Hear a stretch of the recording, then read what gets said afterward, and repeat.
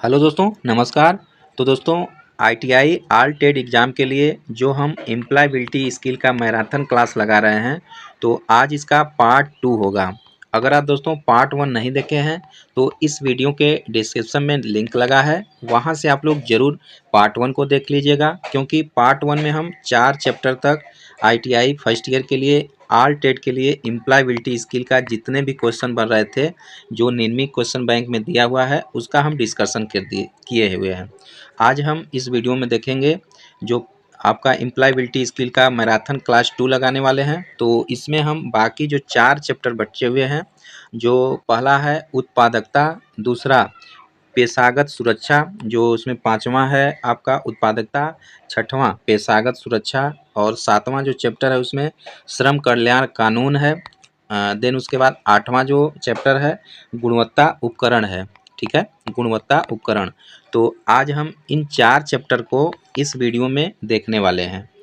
तो दोस्तों, वीडियो काफ़ी इम्पॉर्टेंट होने वाली है, क्योंकि आप लोग जानते ही हैं एम्प्लॉयबिलिटी स्किल से 25 क्वेश्चन का आपके मेन एग्जाम में क्वेश्चन बनते ही बनते हैं। ओके, तो ये सब निम्मी भारत स्किल से जो निम्मी क्वेश्चन बैंक है, उसी सब से जो न्यू पीडीएफ आया हुआ है, उसी सब से क्वेश्चन लिया गया है। तो निश्चित रूप से आपके एग्जाम में जरूर यह इसमें से क्वेश्चन देखने को मिलेंगे।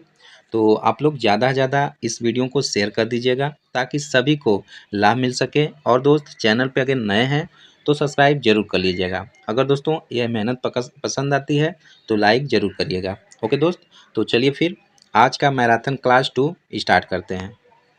देखिए, जो आज हम हमारा 5वां जो लेसन है वह उत्पादकता है, यानी प्रोडक्टिविटी है। ओके, तो प्रोडक्टिविटी का फर्स्ट क्वेश्चन है, एटीएम का उपयोग करने के दौरान ग्राहक द्वारा दर्ज करके प्रमाणीकरण प्रदान करता है। ओके, क्या करता है? नकद करता है, या आईएफएससी कोड करता है, या पिन करता है, या दोस्त केवाईसी करता है। तो आप लोग सभी लोग यूज करते होंगे एटीएम। तो ड्यूरिंग यूजिंग एटीएम, जब आप एटीएम यूज कर रहे होंगे हैं, तो authentication is provided by customer by entering. तो सबसे पहले आप एटीएम के पास जाते हैं तो क्या करते हैं? अपने एटीएम कार्ड को अंदर करते हैं। देन उसके बाद क्या करते हैं? पिन डालते हैं। ओके, जब से अपना पिन जो जनरेट होता है 4 अंक का, तो पिन जब से इंटर नहीं करेंगे तब से कैश निकलेगा नहीं। ओके, तो दोस्तों, क्या वेरिफिकेशन एथोराइज किसे करते हैं? तो पिन को करते हैं। यही क्वेश्चन में पूछ रहा है कि जब आप एटीएम यूज कर रहे होते हैं तो ग्राहक द्वारा क्या दर्ज किया जाता है? तो ऑप्शन सी सही हो जाएगा, पिन को दर्ज किया जाता है। ओके, ऑप्शन सी बिल्कुल सही हो जाएगा। क्वेश्चन दूसरा है इसमें, एटीएम का विस्तार क्या है? ओके दोस्त, तो याद रखेंगे, इम्पॉर्टेंट प्रश्न है, एटीएम से हर बार पिछले ईयर में पूछा गया क्वेश्चन है। तो एटीएम का जो फुल फॉर्म होता है वह ऑटोमेटिक टेलर मशीन होता है। इसे आप याद रख लेंगे, एटीएम का full form automatic teller machine होता है। तो यही पूछा है कि एटीएम का विस्तार क्या होता है, तो आप बता सकते हैं इजी से, क्या है? Automatic teller machine. Option B सही हो जाएगा। ओके, क्वेश्चन नंबर तीसरा है, कम उत्पादकता के कारण होगा, यानी low productivity will lead to, क्या होगा? नौकरी की सुरक्षा, राजनीति स्थिरता, प्रति व्यक्ति सकल घरेलू उत्पाद में कमी। चौथा दिया है प्रति व्यक्ति सकल घरेलू उत्पाद में वृद्धि। तो दोस्तों, अगर कम उत्पादकता होगा, यानी कोई फसल है या फिर कुछ भी है, भारत में, देश में अगर किसी चीज़ का कम उत्पादकता होगा तो क्या होगा? प्रति व्यक्ति सकल घरेलू उत्पाद में कमी होगी, यानी जो जीडीपी होगा वह क्या होगा? उसमें डिक्रीज होगा, कमी होगी। तो राइट आंसर क्या हो जाएगा? ऑप्शन सी बिल्कुल सही हो जाएगा। ओके दोस्त, कम उत्पादकता के लिए के कारण क्या होगा? Decrease in GDP per capita. Okay, option C सही हो जाएगा। क्वेश्चन नंबर 4 है, उत्पादों को अनुपात के रूप में परिभाषित किया जाता है, यानी production is defined as a ratio of. तो प्रोडक्शन को किस में डिफाइन किया जाता है? तो देखिए दोस्त, कोई भी प्रोडक्शन होता है तो उसको जब डिफाइन करते हैं तो क्या करते हैं? आउटपुट बटा इनपुट। ठीक है, यानी हमें आउटपुट कितना मिल रहा है जब हम इनपुट को दे रहे हैं। तो यह क्या प्रदर्शित करता है, प्रोडक्शन इन डिफाइन करता है रेशियो में। ओके, तो राइट आंसर क्या हो जाएगा, ऑप्शन ए बिल्कुल सटीक हो जाएगा, सही हो जाएगा। क्वेश्चन 5 है, एक व्यवसाय द्वारा अपने ग्राहक की पहचान सत्यापित करने के लिए उपयोग की जाने वाली प्रक्रिया है, क्या कहलाती है, जीडीपी, केवाईसी, एटीएम या फिर टीएफपी। तो दोस्तों कोई एक व्यवसाय द्वारा अपने ग्राहक की पहचान सत्यापित करने के लिए उपयोग की जाने वाली जो प्रक्रिया होती है उसे हम केवाईसी बोलते हैं। ओके, याद रखेंगे। ठीक है, आप लोग का भी बैंक वगैरह में केवाईसी होता है।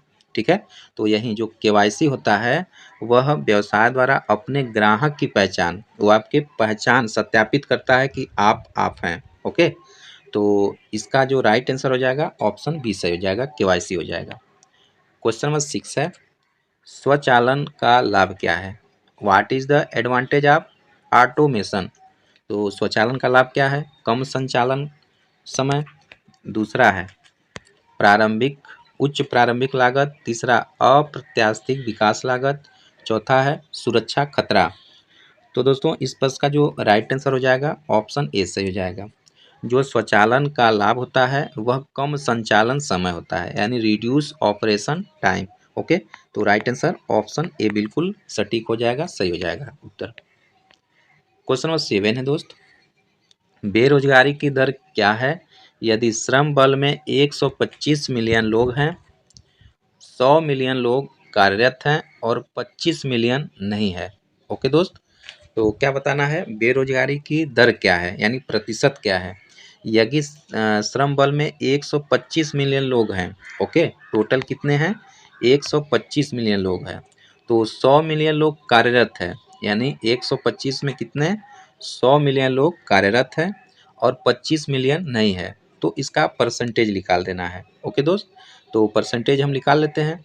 तो कितने कार्यरत हैं, तो 100 लोग कार्यरत हैं, कितने में, 125 में। ओके, 125 में कितने कार्यरत हैं, आपके 100 हैं, तो गुणे क्या कर देंगे, 100 कर देंगे, तो 25 पाँचे 125, 25 के 100 और एक हो जाएगा आपका 20 100 और 20 चौके 80, तो 80% लोग क्या हैं, कार्यरत हैं। ओके दोस्त, यहाँ पे जो हो जाएगा 80% लोग जो कार्यरत है और 25 मिलियन नहीं है, तो बेरोजगारी की दर बताना है। तो दोस्तों इस प्रश्न का जो राइट आंसर हो जाएगा, जब 80% लोग कार्यरत हैं तो कहीं ना कहीं 20% लोग बेरोजगार हैं, तो इसलिए जो राइट आंसर हो जाएगा ऑप्शन बी सही हो जाएगा, सटीक हो जाएगा। ओके, जब 80% लोग कार्य कर रहे हैं यानी 20% लोग क्या हैं, बेरोजगार हैं। ठीक है, यही दर पूछ रहा था, तो बेरोजगारी की दर कितनी हो जाएगी, 20% हो जाएगी, ऑप्शन बी सही हो जाएगा। क्वेश्चन नंबर 8 है, कौन सा बाजार वास्तविक मजदूरी और रोजगार निर्धारित करता है, कौन सा बाजार होता है, ऑप्शन पहला दिया है पूंजी बाजार, दूसरा श्रम बाजार, तीसरा मुद्रा बाजार, चौथा माल बाजार। तो दोस्तों इस प्रश्न का राइट आंसर ऑप्शन बी हो जाएगा, यानी लेबर मार्केट। जो लेबर मार्केट होता है वास्तविक मजदूरी और रोजगार निर्धारित करता है, कौन सा, लेबर बाजार। तो राइट आंसर ऑप्शन बी सही हो जाएगा। क्वेश्चन नंबर 9 है, पूरे देश या क्षेत्र के आर्थिक प्रदर्शन को मापने के लिए किसका उपयोग किया जाता है, केवाईसी का, जीडीपी का, टीएफपी का, एटीएम का। तो इसका जो राइट आंसर हो जाएगा दोस्तों ऑप्शन बी हो जाएगा, जो जीडीपी होता है, ठीक है, उसका पूरे देश या क्षेत्र में आर्थिक प्रदर्शन को मापने के लिए प्रयोग किया जाता है, किसका, जीडीपी का। Okay, right answer option B बिल्कुल सटीक हो जाएगा। ठीक है, क्वेश्चन नंबर 10 है, निम्नलिखित में से कौन शुद्ध जोखिम की श्रेणी नहीं है। Okay, which one of the following is not A category of pure risk. तो किसका जोखिम श्रेणी का जोखिम नहीं है, संपत्ति जोखिम, प्रौद्योगिकी जोखिम, दायित्व जोखिम या कार्मिक जोखिम। तो दोस्तों जो आपका टेक्नोलॉजी रिस्क होता है यह शुद्ध जोखिम की श्रेणी में नहीं आता है, बाकी आपका प्रॉपर्टीज रिस्क होता है, लिएबिलिटी रिस्क दायित्व ये भी होता है, पर्सनल रिस्क ये भी होता है, लेकिन आपका जो टेक्नोलॉजी रिस्क होता है यह शुद्ध जोखिम की श्रेणी में बिल्कुल नहीं आता है। तो इसका राइट आंसर ऑप्शन बी सही हो जाएगा। क्वेश्चन नंबर 11 है, निम्नलिखित में से कौन सा प्रोत्साहन का उद्देश्य नहीं है? बेहतर गुणवत्ता, ठीक है, बेहतर गुणवत्ता हो गया, और उत्पादन की उच्च लागत, उच्च उत्पादन, कम अवशिष्ट। तो दोस्तों ये सब जो इम्प्रूव क्वालिटी ये भी प्रोत्साहन का उद्देश्य है। हाई आउटपुट यह भी होता है प्रोत्साहन का, जो उच्च उत्पादन होता है प्रोत्साहन का उद्देश्य होता है। रिड्यूस वेस्ट यानी लॉस हम कम करें यह भी प्रोत्साहन का उद्देश्य होता है। लेकिन हाई कास्ट ऑफ प्रोड्यूस यानी उत्पादन की उच्च लागत जो होती है यह प्रोत्साहन का उद्देश्य नहीं है। ओके, तो यही पूछा है कि प्रोत्साहन का उद्देश्य नहीं है, तो ऑप्शन बी सही हो जाएगा। हाई कास्ट ऑफ प्रोडक्शन, उत्पादन की उच्च लागत जो होती है यह प्रोत्साहन का उद्देश्य बिल्कुल नहीं है। तो राइट आंसर ऑप्शन बी सही हो जाएगा। क्वेश्चन नंबर 12 है, इनमें से कौन सा दस्तावेज केवाईसी मानदंडों को पूरा करने के लिए स्वीकार नहीं है? तो कौन सा है? Voter ID card, ration card, आवासीय प्रमाण पत्र, चौथा है आय प्रमाण पत्र। ठीक है, तो दोस्तों इस प्रश्न का जो राइट आंसर हो जाएगा ऑप्शन डी सही हो जाएगा। यानी आपका इनकम सर्टिफिकेट जो होता है यह आपका केवाईसी मापदंडों को पूरा करने के लिए स्वीकार नहीं है। ओके, यानी आय प्रमाण पत्र क्या होता है कि आप निर्धन है या आप रिच हैं इसको ये शो करता है। ओके, बाकी आपका वोटर आईडी है तो केवाईसी में वैलिड है, राशन कार्ड है ये भी केवाईसी में वैलिड है, आवासीय कोई प्रमाण पत्र है तो यह भी वैलिड होता है। ओके, इन तीनों से यह आय प्रमाण पत्र बनता है, इसलिए वैलिड नहीं होता है केवाईसी के लिए। तो ऑप्शन आपका डी सही हो जाएगा। क्वेश्चन नंबर 13 है, कौन सी अवस्था तीव्र राजस्व वृद्धि की अवधि है? वृद्धि चरण पहला दिया है, परिपक्वता अवस्था दिया है, गिरावट का चरण, परिचय चरण दिया है। तो दोस्तों जो राइट आंसर हो जाएगा क्या हो जाएगा? ऑप्शन ए सही हो जाएगा। यानी जो वृद्धि चरण होता है वह तीव्र राजस्व वृद्धि की अवधि होती है। ओके, तो इस प्रश्न का राइट आंसर क्या हो जाएगा? ऑप्शन ए बिल्कुल सटीक हो जाएगा, सही आंसर हो जाएगा। ओके दोस्त, तो दोस्तों ये हमारा कंप्लीट हुआ। ठीक है, उत्पादकता जो चैप्टर था यह एम्प्लॉयबिलिटी स्किल फर्स्ट ईयर का कंप्लीट हुआ। आगे हम जो चैप्टर देखेंगे वह किसका देखेंगे? पेशागत सुरक्षा का देखेंगे। ओके दोस्त, तो चलिए फिर लेसन 6 देख लेते हैं। तो दोस्तों हम लेसन 6 देख लेते हैं, पेशागत सुरक्षा जो चैप्टर का नाम है एम्प्लॉयबिलिटी स्किल फर्स्ट ईयर में जो है लेसन 6 पेशागत सुरक्षा। Okay, occupation safety. तो इसका सारा क्वेश्चन हम देख लेते हैं। ओके दोस्तों, तो वीडियो में आप लास्ट तक बने रहिएगा। ओके, और आप ज़्यादा ज़्यादा अपने मित्र फ्रेंड सर्किल में इस वीडियो को शेयर जरूर करिए। ओके दोस्त, इसमें क्वेश्चन पहला है, प्राथमिक चिकित्सा की ABC का अर्थ क्या है? ओके, तो इम्पोर्टेंट प्रश्न है दोस्तों। जो प्राथमिक चिकित्सा का ABC इसका जो अर्थ होता है क्या होता है? ए से देखिए एयरवे होता है, ओके, बी से ब्रीदिंग होता है, और सी से क्या होता है? सर्कुलेशन होता है। ओके दोस्त, तो इसका क्या हो जाएगा answer? Right answer option B हो जाएगा। वायुमार्ग, ए से एयरवेज मतलब वायुमार्ग, ब्रीदिंग मतलब श्वास, और सर्कुलेशन मतलब परिसंचरण।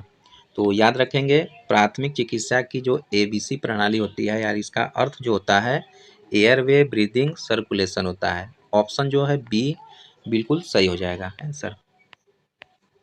क्वेश्चन 2 है, किस डेसिबल पर ध्वनि खतरनाक ध्वनि प्रदूषण बन जाती है? ओके दोस्त, तो आप याद रखेंगे जो 40 से 80 डेसिबल जो होता है, क्योंकि ध्वनि का जो मात्रक होता है जिसमें हम नापते हैं ध्वनि को डेसिबल में नापते हैं।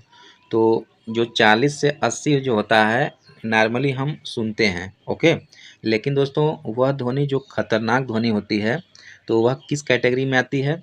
80 से जैसे हम ऊपर जाते हैं यानी 80 से ऊपर 90 हो गया, 100 हो गया, 110 हुआ, जैसे जैसे स्टेप बाय स्टेप ऊपर जाते हैं तो क्या होता है, खतरनाक ध्वनि के रूप में आती है। उसी को हम क्या करते हैं, ध्वनि प्रदूषण कहते हैं। ठीक है, याद रखेंगे। तो यहाँ पे जो राइट आंसर हो जाएगा ऑप्शन बी बिल्कुल सही हो जाएगा।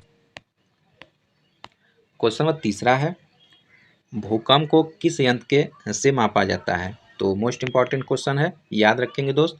जो भूकंप होता है उसको किससे हम मेजर करते हैं, किससे नापते हैं। तो दोस्तों जो भूकंप का रिएक्टर पैमाना होता है क्या होता है, सिस्मोग्राफ होता है।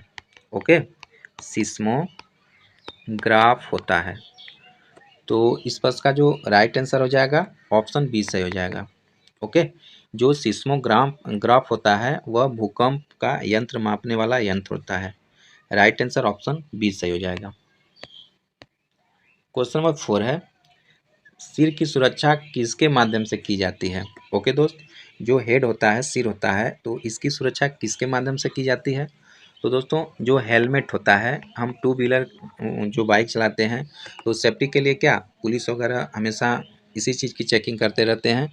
तो हमेशा आपको क्या हेलमेट लगा कर चलना चाहिए। ऑन द स्पॉट कहीं भी आप रास्ते में अगर मतलब दो बाइक आपस में टकरा जाती है या फिर गिर जाते हैं तो सर में गंभीर चोट आ सकती है। तो सिर की सुरक्षा के लिए हेलमेट बहुत ज़रूरी है। ओके दोस्त, तो इस प्रश्न का राइट आंसर ऑप्शन ए से हो जाएगा, हेलमेट। सिर की सुरक्षा है तो हेलमेट हो जाएगा। आँख की सुरक्षा रहता तो चश्मा होता। अगर हमारी हथेली वगैरह की सुरक्षा रहता तो दस्ताने होता। नाक की सुरक्षा होता, अगर कोई मान लीजिए कोरोना वायरस आया था तो उसमें क्या मास्क लगा के चल रहे थे तो ताकि हमारे अंदर जो वायरस वगैरह प्रवेश न करे। ओके, तो यहाँ पे सिर की सुरक्षा की बात है तो आपका हेलमेट हो जाएगा, ऑप्शन ए सही हो जाएगा। क्वेश्चन नंबर 5 है, अग्निशामक पद्धति में स्टारवेशन का क्या अर्थ है। ठीक है, स्टारवेशन इज, तो क्या होता है, ऑक्सीजन की सीमा होती है, पानी भरना होता है, ईंधन का उन्मूलन होता है, तापमान में कमी होती है। तो दोस्तों जो स्टारवेशन होता है वह एलिमिनेशन ऑफ फ्यूल यानी ईंधन का उन्मूलन होता है। राइट आंसर ऑप्शन सी सही हो जाएगा। ओके, क्वेश्चन नंबर 6 है, नौकरी की चोटों और बीमारी पर पैसा, समय और प्रयास खर्च करें। इन नुकसानों को प्रबंधित करने का सबसे व्यवहारिक तरीका क्या है। क्वेश्चन बोल रहा है दोस्त, नौकरी की चोटों और बीमारी पर पैसा, समय और प्रयास खर्च करें। इन नुकसानों को प्रबंधित करने का सबसे व्यवहारिक तरीका क्या है। पहला है, सुनिश्चित करें कि सुरक्षा श्रम अनुबंधों का हिस्सा है। दूसरा, आक्रामक दावों को निपटना। तीसरा है, अच्छा बीमा कवरेज। चौथा है, प्रभावी सुरक्षा और हानि का नियंत्रण।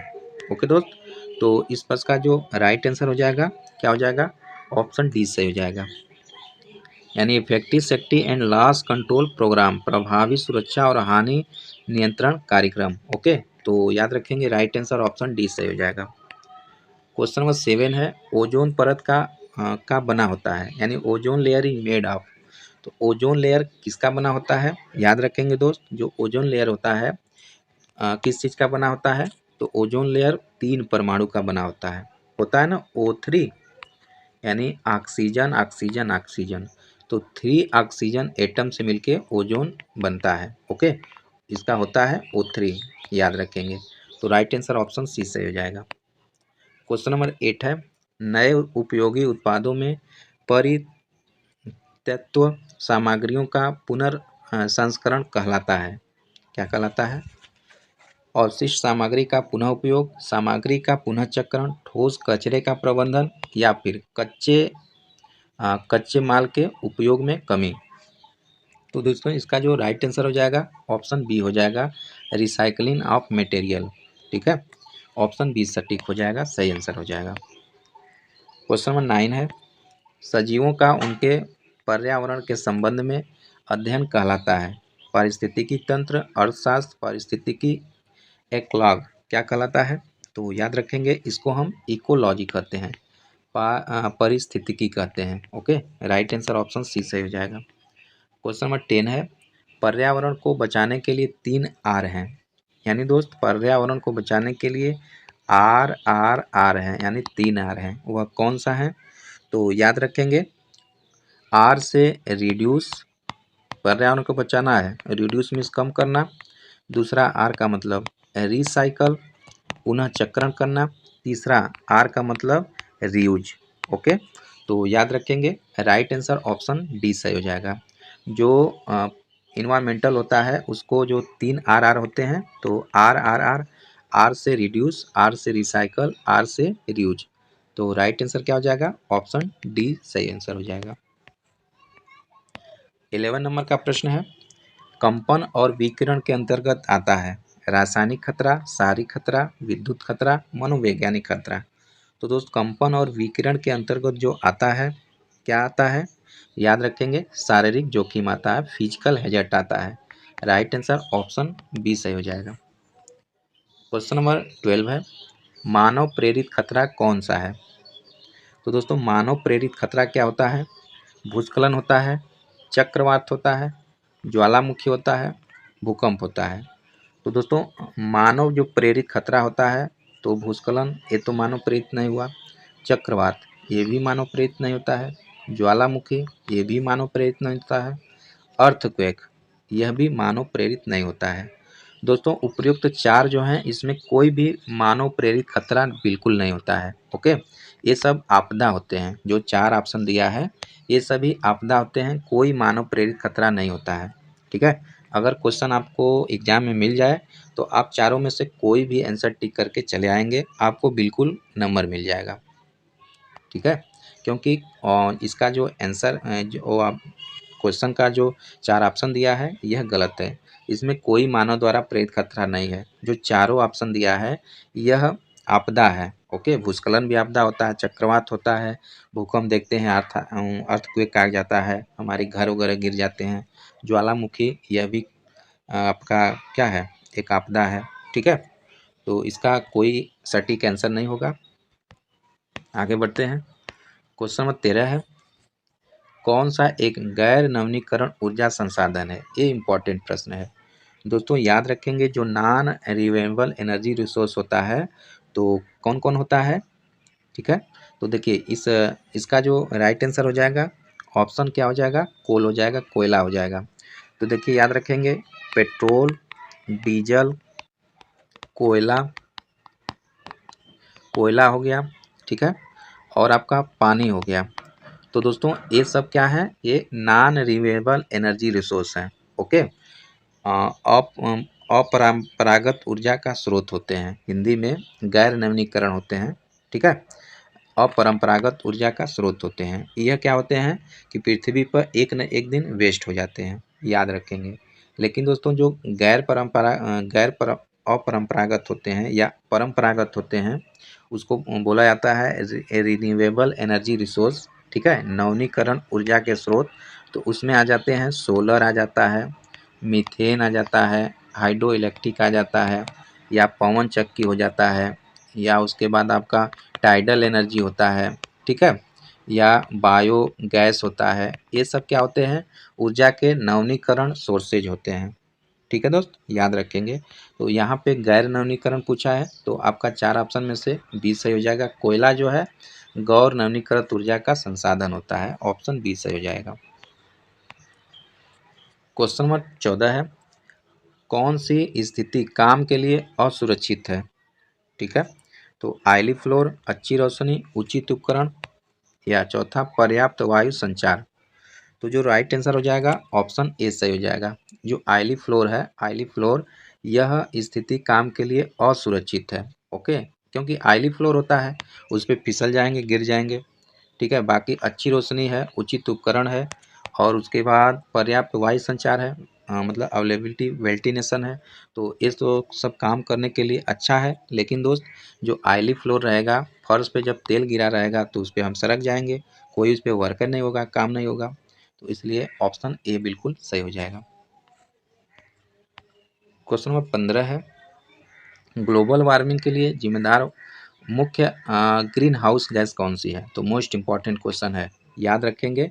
जो ग्लोबल वार्मिंग के लिए जिम्मेदार मुख्य ग्रीन हाउस गैस होती है, वह कौन सी गैस है? तो दोस्तों, nitrogen gas. Okay, right answer क्या हो जाएगा? ऑप्शन सी सही हो जाएगा। जो नाइट्रोजन गैस होती है और दूसरा जो होता है CFC गैस, ठीक है। CFC गैस भी होती है जो ग्रीन हाउस इफेक्ट को प्रभाव डालती है, इसको भी आप याद रखेंगे। और तीसरा जो होता है कार्बन मोनोऑक्साइड, जो कार्बन मोनोऑक्साइड जो हमारे जो बाइक वगैरह होते हैं उससे जो धुआं निकलता है 2 व्हीलर 4 व्हीलर बाइक से, तो वह भी ग्रीन हाउस इफेक्ट डालती रहती है, ठीक है दोस्त। तो इसका जो राइट आंसर हो जाएगा ऑप्शन सी सही हो जाएगा।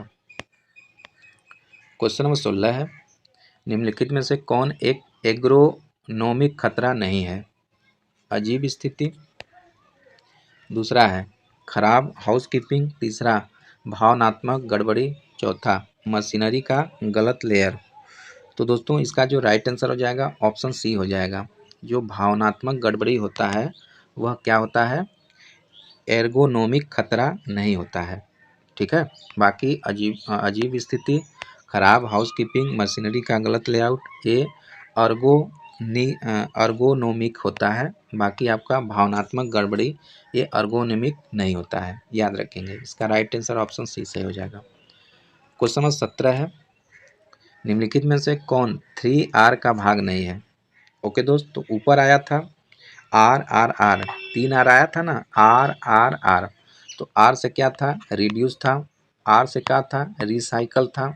और R से क्या था? रीयूज था। तो बच गया क्या? रीजेनरेट। तो यह 3R का भाग नहीं है। बाकी RRR तीनों रिड्यूस है, रिसाइकल है, रीयूज, ये तीनों है। लेकिन रीजेनरेट यह RRR का भाग नहीं है। Okay, right answer option C सही हो जाएगा। ठीक है दोस्त, तो हमारा यह चैप्टर कंप्लीट हुआ पेशागत सुरक्षा। आगे जो नेक्स्ट 7 नंबर का जो लेसन 7 है श्रम कल्याण कानून है, ठीक है। तो उसको भी हम इस वीडियो में देख लेते हैं मैराथन क्लास में। तो दोस्तों वीडियो में आप बने रहिएगा। इस क्लास नंबर इसमें लेसन नंबर 7 में हम देखेंगे श्रम का कल्याण कानून के बारे में, ठीक है, लेबर वेलफेयर लॉजिलेशन। तो इससे जितने भी क्वेश्चन हैं निम्न असाइनमेंट में जो भारत स्किल से जो डाउनलोडेड है उसका हम सभी डिस्कशन करने वाले हैं इस वीडियो में। ओके, तो दोस्तों यह मैराथन क्लास ज़्यादा ज़्यादा आप लोग अपने फ्रेंड सर्किल में फॉरवर्ड करिए और ज़्यादा ज़्यादा शेयर करिए और सब्सक्राइब करिए। ओके दोस्त, तो चलिए फिर श्रम कल्याण कानून इसका जो है सभी क्वेश्चन देख लेते हैं। इसमें क्वेश्चन पहला है, कारखाना अधिनियम 1948 के अनुसार कारखानों में कैंटीन की व्यवस्था की जानी चाहिए। ओके, यदि श्रमिक से अधिक है। दोस्तों पूछ रहा है 1948 के तहत कोई भी कारखाना है तो उसमें कैंटीन की व्यवस्था होनी चाहिए। यदि श्रमिक यानी श्रमिक कितना कम से कम होना चाहिए? 100, 250, 500 या फिर 1000। तो जो राइट आंसर हो जाएगा ऑप्शन बी सही हो जाएगा। अगर दोस्त 250 से ऊपर श्रमिक हैं तो उस फैक्ट्री में कंपनी में कैंटीन जरूर अवेलेबल होनी चाहिए। ओके, याद रखेंगे यह 1948 के अधिनियम के तहत है। तो राइट आंसर ऑप्शन बी सही हो जाएगा।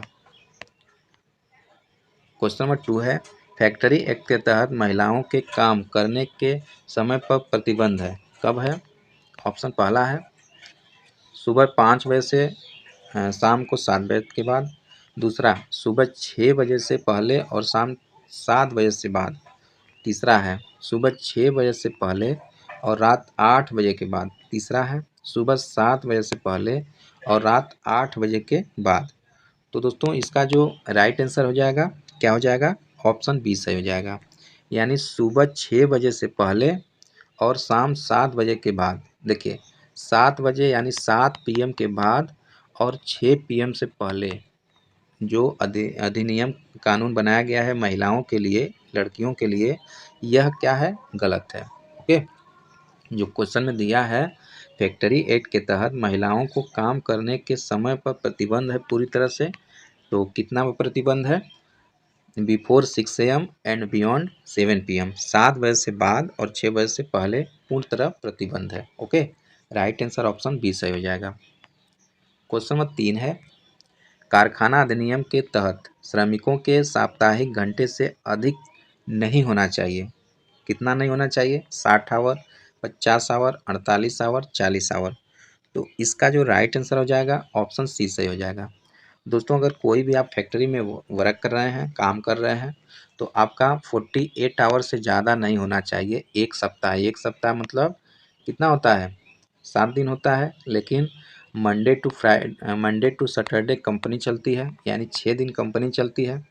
अगर दोस्तों 6 दिन कंपनी चलती है तो 8 के हिसाब से 8 छः 48, तो यही आपका एक दिन में आपका 8 दिन का ड्यूटी होना चाहिए, किसमें, कारखाना अधिनियम के तहत ये लिखा गया है। तो इसलिए 48 आवर हो जाता है एक सप्ताह में। लेकिन दोस्तों प्राइवेट कंपनियां एज ए वर्कर का शोषण करती है, ठीक है। वह 8 घंटे न काम करा के 10 घंटे, 12 घंटे, 14 घंटे तक काम कराती है, ठीक है। तो यह कारखाना अधिनियम में कहीं नहीं लिखा हुआ है। तो इसका जो राइट आंसर हो जाएगा ऑप्शन सी सही हो जाएगा।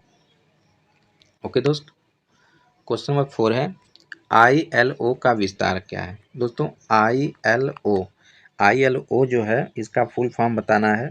इसका फुल फॉर्म क्या हो जाएगा, तो याद रखेंगे, आई से इंटरनेशनल हो जाएगा, इंटरनेशनल, एल से लेबर हो जाएगा, ओ से ऑर्गेनाइजेशन, ऑर्गेनाइजेशन, याद रखेंगे। फुल फॉर्म भी आपके एग्जाम में पूछ सकता है। तो ILO का अगर फुल फॉर्म पूछ दे तो इंटरनेशनल लेबर ऑर्गेनाइजेशन हो जाएगा। तो ऑप्शन क्या क्या दिया है, ऑप्शन पहला दिया है इंटरनेशनल लेबर ऑर्गेनाइजेशन। दोस्तों पहला ही आंसर इसका बिल्कुल सही हो जाएगा। ओके, बाकी दूसरा गलत, तीसरा गलत, चौथा गलत। ऑप्शन ए सही हो जाएगा, इंटरनेशनल लेबर ऑर्गेनाइजेशन, ILO का फुल फॉर्म। क्वेश्चन नंबर 5 है EPF अधिनियम 1962 के अनुसार मूल वेतन से कर्मचारी के योगदान का न्यूनतम प्रतिशत क्या है।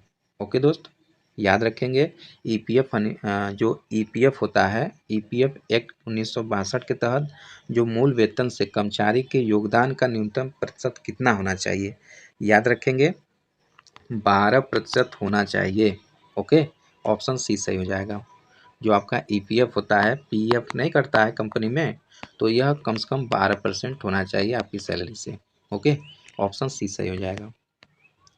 क्वेश्चन नंबर 6 है भुगतान मजदूरी अधिनियम के अनुसार मजदूरी राशि में कौन सी राशि शामिल होती है। कौन सी शामिल होती है, महंगाई भत्ता, कोई भी भत्ता, यात्रा या भत्ता, ओवर टाइम के संबंध में दे कोई परिश्रमिक, किसी भी पुरस्कार के तहत दे कोई परिश्रमिक। ओके दोस्त, तो इस पर का जो राइट आंसर हो जाएगा ऑप्शन ए हो जाएगा। जो डियरनेस अलाउ होता है, महंगाई जो भत्ता होता है, यह क्या होता है, मजदूरी राशि में कौन सी राशि शामिल होती है। तो दोस्तों जो जितना आपका दिहाड़ी मजदूरी होता है एक दिन का, उसमें आपका महंगाई भत्ता शामिल होता है, डियरनेस शामिल होता है, याद रखेंगे। तो इस पर इसका राइट आंसर क्या हो जाएगा, ऑप्शन ए बिल्कुल सही हो जाएगा। क्वेश्चन नंबर 7 है कौन सा कारक व्यावसायिक स्वास्थ्य और सुरक्षा से संबंधित नहीं है। सेफ्टी, तो सेफ्टी क्या होना चाहिए, स्वास्थ्य ये भी होना चाहिए, कल्याण ये भी होना चाहिए, वेतन, दोस्तों वेतन सेफ्टी से कोई लेना देना नहीं है, तो इसलिए राइट आंसर ऑप्शन डी सही हो जाएगा। क्वेश्चन नंबर 8 है निम्नलिखित में से कौन वायु प्रदूषण है। तो ऑक्सीजन, तो ऑक्सीजन वायु प्रदूषण है नहीं, नाइट्रोजन यह भी नहीं, कार्बन डाइऑक्साइड यह भी नहीं, कार्बन मोनोऑक्साइड। दोस्तों हमारे जो 2 व्हीलर, 4 व्हीलर या 10 व्हीलर, 16 व्हीलर या 12 जितना भी व्हीलर है, गाड़ी है, तो उसके में जो भी पेट्रोल डीजल से चलती है तो उसमें देखते होंगे धुआं निकलता रहता है। तो धुआं जो निकलता है वही कार्बन मोनोऑक्साइड होता है। दोस्तों यह एक प्रकार की यह जहरीली गैस होती है। अगर बंद रूम में हम कोयले को जला देते हैं तो कोयले से भी कार्बन मोनोऑक्साइड गैस निकलती है। तो अगर 1-2 घंटे तक हम बंद कमरे में कार्बन गैस, उसको जो कोयला है उसको जलाकर छोड़ देंगे तो उसमें मृत्यु तक हो सकती है, क्योंकि उससे दम घुटने लगेगा जिससे मृत्यु भी हो सकती है। ओके, तो कार्बन मोनोऑक्साइड यह क्या होते हैं, वायु प्रदूषण होती है, याद रखेंगे। ऑप्शन डी सही हो जाएगा। क्वेश्चन नंबर 9 है अधिनियम की कौन सी योजना श्रमिकों के लिए स्वास्थ्य बीमा आवश्यकताओं को प्रदान करती है। तो कौन करती है, ऑप्शन पहला कारखाना अधिनियम, दूसरा वृक्षारोपण श्रम अधिनियम, तीसरा कर्मचारी मुआवजा अधिनियम, चौथा दिया है कर्मचारी राज्य बीमा अधिनियम। तो दोस्तों राइट आंसर ऑप्शन डी हो जाएगा, यानी कोई भी कर्मचारी है तो उसका जो राज्य बीमा होता है वही तो उसके लिए लाभकारी होता है। ठीक है, क्वेश्चन में जो पूछा गया है कि कौन सी अधिनियम की कौन सी योजना श्रमिकों के लिए स्वास्थ्य बीमा आवश्यक को प्रदान करती है, तो स्वास्थ्य बीमा कौन प्रदान करती है? कर्मचारी राज्य बीमा अधिनियम के तहत। ओके दोस्त, राइट आंसर क्या हो जाएगा? ऑप्शन डी बिल्कुल सही हो जाएगा। तो दोस्तों यह हमारा श्रमिक कल्याण कानून का लगभग 9 क्वेश्चन था जो नियमित क्वेश्चन बैंक में था इलेक्ट्रीशियन ITI आल टेड एग्जाम के लिए। तो ये हमारा कंप्लीट हुआ। अब आगे जो है लेसन 8वां है जो कि गुणवत्ता उपकरण से संबंधित है, तो उसको भी हम इसी मैराथन क्लास में देख लेते हैं। दोस्तों सेशन को आप ज़्यादा से ज़्यादा शेयर करिए, ठीक है, और चैनल पे नए हैं तो सब्सक्राइब जरूर कर लीजिए। तो दोस्तों लेसन जो 8वां है इसमें गुणवत्ता उपकरण के जितने भी क्वेश्चन है इस मैराथन क्लास में इसको हम देखेंगे। ओके, तो चैनल को ज़्यादा से ज़्यादा आप लोग सब्सक्राइब करिए और अपने फ्रेंड सर्किल में शेयर करिए। ओके दोस्त, इसमें देखिए पहला क्वेश्चन है फिशबोन चार्ट को के रूप में भी जाना जाता है, यानी fishbone chart is also called as, किस रूप में जाना जाता है? कारण और प्रभाव आरेख, तितर बितर चित्र, नियंत्रण चार्ट, हिस्टोग्राम। तो इसका राइट आंसर ऑप्शन ए सही हो जाएगा, कारण और प्रभाव आरेख। जो फिशबोन चार्ट होता है यह कारण और प्रभाव आरेख के रूप में भी जाना जाता है। ऑप्शन ए सही हो जाएगा। क्वेश्चन नंबर 2 है इसमें इन PDCA cycle P stand for. दोस्तों PDCA चक्र में P का अर्थ होता है, ठीक है, PDCA में P का अर्थ पूछा है। अच्छा प्रश्न है। तो PDA का जो P का अर्थ होता है प्लान होता है। ओके दोस्त, याद रखेंगे, राइट आंसर ऑप्शन बी सही हो जाएगा। PDCA में P का जो अर्थ होता है प्लान होता है। क्वेश्चन नंबर 3 है QMS का विस्तार है। तो याद रखेंगे QMS जो होता है इसका जो विस्तार होता है, तो याद रखेंगे Q से क्वालिटी हो जाएगा, M से मैनेजमेंट, ठीक है, M से मैनेजमेंट और S से सिस्टम। तो दोस्तों QMS का जो फुल फॉर्म होता है क्वालिटी मैनेजमेंट सिस्टम। तो राइट आंसर क्या हो जाएगा? ऑप्शन डी सही हो जाएगा, ठीक है, क्वालिटी मैनेजमेंट सिस्टम। बाकी मेजरमेंट दिया है गलत है, मेजरमेंट गलत है और स्टैंडर्ड दे दिया है गलत है। ऑप्शन डी सही हो जाएगा। क्वेश्चन नंबर 4 है PDCA मीन्स। PDCA का फुल फॉर्म पूछ दिया, ऊपर P मतलब प्लान था, तो पहला जो प्लान होगा वही इसका आंसर होगा। प्लान तो चारों में दिया है।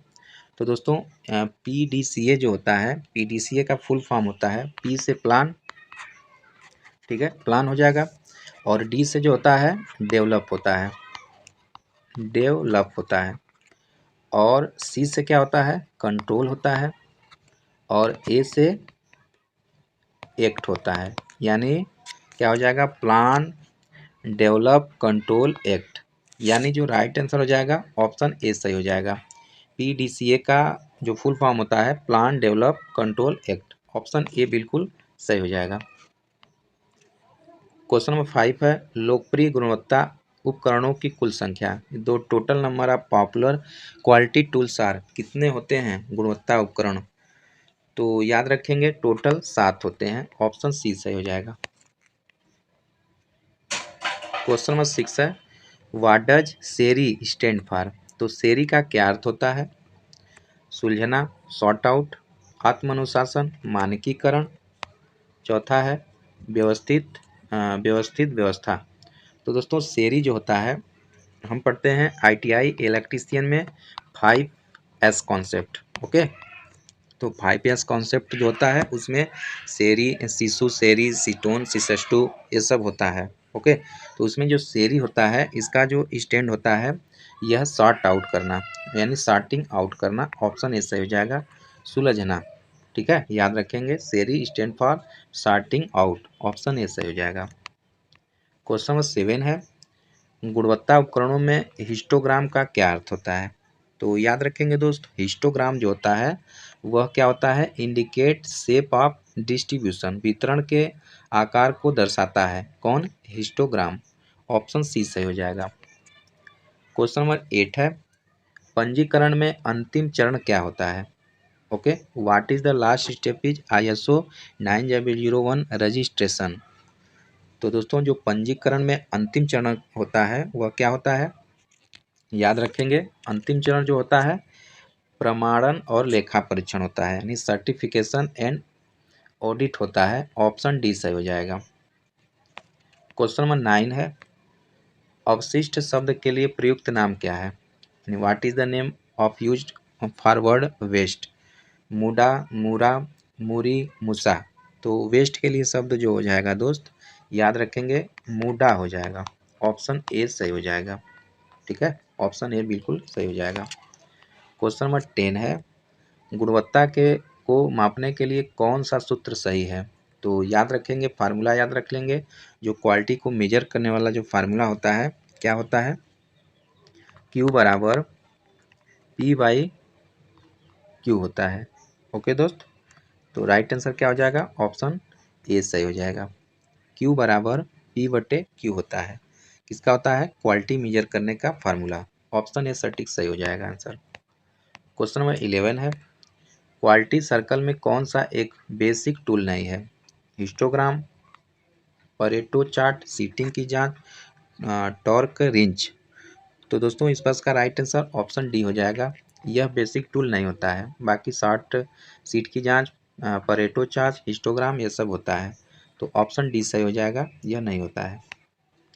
क्वेश्चन नंबर 12 है, कौन सा प्रमाणित ISO मानक नहीं है।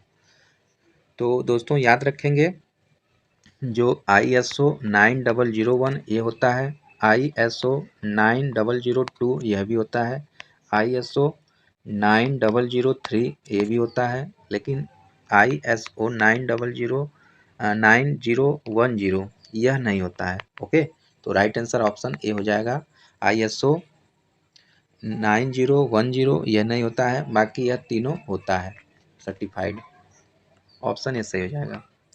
क्वेश्चन नंबर 13 है, निम्नलिखित में से कौन सा गुणवत्ता का लक्षण नहीं है। निम्नलिखित में से कौन सा गुणवत्ता का लक्षण नहीं है। ओके दोस्त, तो 4 ऑप्शन में से आपको छांटना है गुणवत्ता का लक्षण कौन सा नहीं है। ऑप्शन पहला दिया है गुणवत्ता नियंत्रण, दूसरा डिजाइन की गुणवत्ता, तीसरा आश्वासन की गुणवत्ता, चौथा है गैर अनुरूपता की गुणवत्ता। तो इस प्रश्न का राइट आंसर हो जाएगा ऑप्शन डी, यानी क्वालिटी ऑफ नॉन कन्फॉर्मेंस, यानी गैर अनुरूपता की गुणवत्ता यह नहीं होती है, बाकी यह तीनों होता है। तो इसका राइट आंसर ऑप्शन डी सही हो जाएगा। क्वेश्चन नंबर 14 है दोस्तों, गुणवत्ता का गुरु डॉक्टर JM जुरान ने गुणवत्ता का कौन सा कथन कहा था। तो याद रखेंगे दोस्त, जो डॉक्टर JM जुरान थे वह गुणवत्ता उपयोग के लिए फिटनेस है, यह उन्होंने कथन कहा था, यानी quality is fitness of use. Okay, तो इस पर का राइट आंसर ऑप्शन बी बिल्कुल सही हो जाएगा। ओके दोस्त, तो इसी के साथ ये हमारा मैराथन का सेशन कंप्लीट होता है। तो वीडियो आपका पूरा देखने के लिए बहुत बहुत धन्यवाद।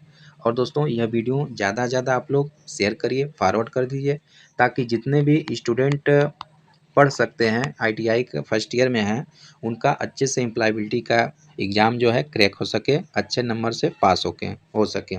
ओके दोस्त, तो हमारे चैनल से जुड़े रहिएगा। आगे आने वाले समय में आपका एग्ज़ाम तो कुछ ही दिन बचा है, लेकिन हम कोशिश करेंगे तो वर्कशॉप कैलकुलेशन का भी कुछ मैराथन के रूप में वीडियो लेकर जल्द ही आपके बीच प्रस्तुत हों। ओके दोस्त, तो वीडियो को ज़्यादा से ज़्यादा आप लोग शेयर कर दीजिएगा। चैनल पे नए हैं तो सब्सक्राइब जरूर कर दीजिएगा। और दोस्तों कमेंट में आप जरूर लिखिए तो वीडियो आपको कैसा लगा। ओके, तो मिलते हैं नेक्स्ट वीडियो में एक नई वीडियो के साथ।